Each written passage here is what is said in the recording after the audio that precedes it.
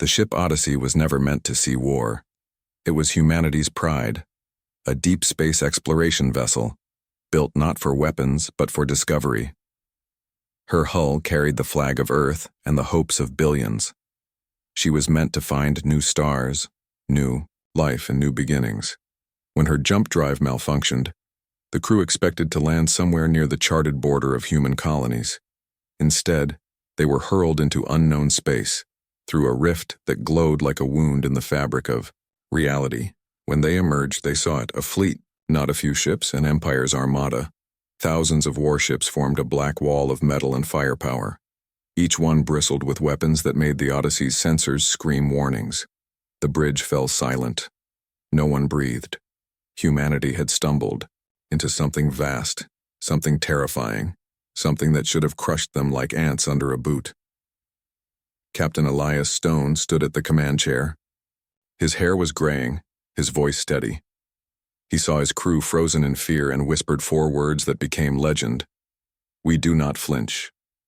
On the flagship of the Zarathian Empire, High Commander Valak watched the lone human ship. His officers laughed.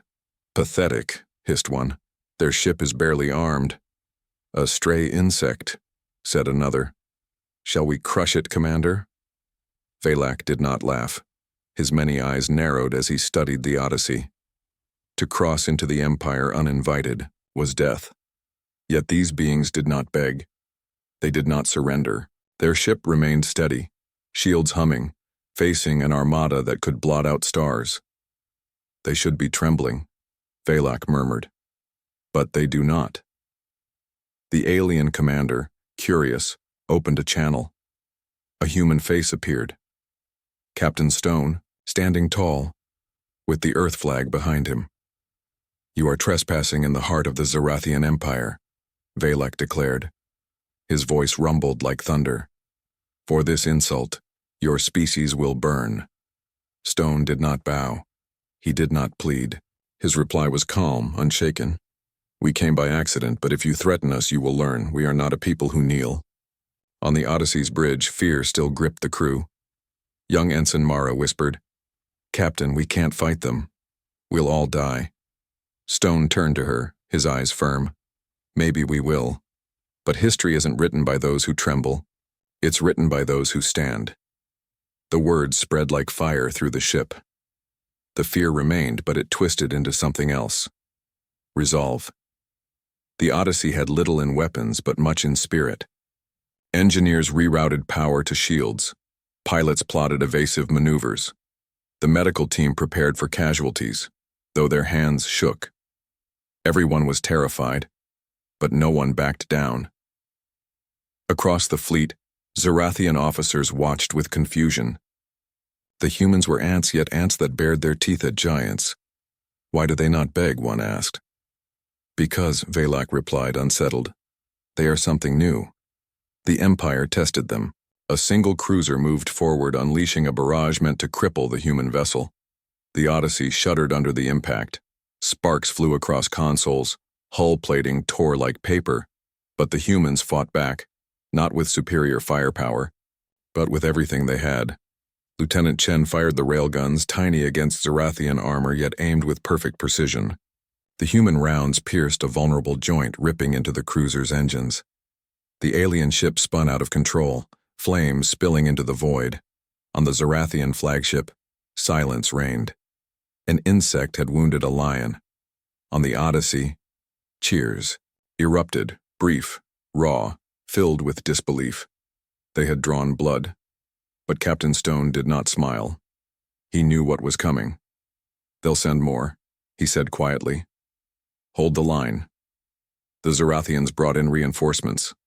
A dozen warships now surrounded the Odyssey. Stone opened a channel, broadcasting not just to the flagship but to the entire fleet.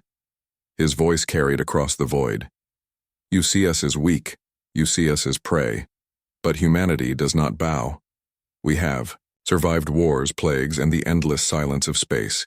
Every time we rise. If you destroy us today, know this: Earth will come. And when Earth comes, you will remember this day as the day you awakened something you cannot control."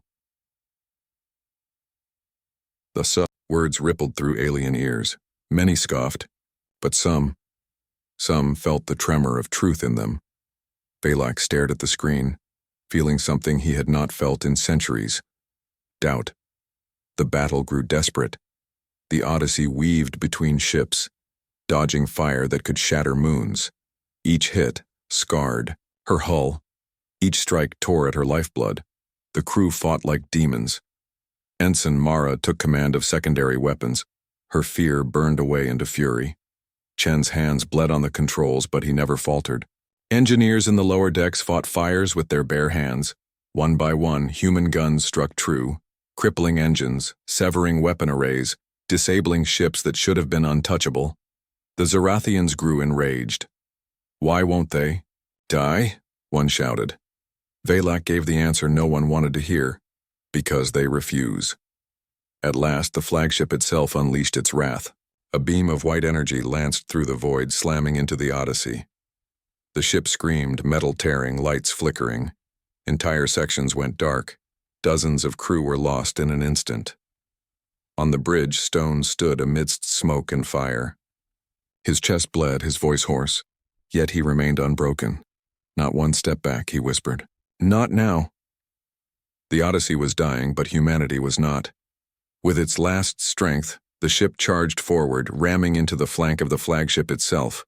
Alarms blared across the Zarathian vessel as the human ship, crippled and burning, locked, every remaining weapon on its heart. "This is humanity," Stone said in his final transmission. "We do not flinch." The Odyssey's weapons fired in unison. Railguns, missiles, every ounce of energy left in her bones, all hurled into the Zarathian flagship's core. The explosion lit the void like a newborn star.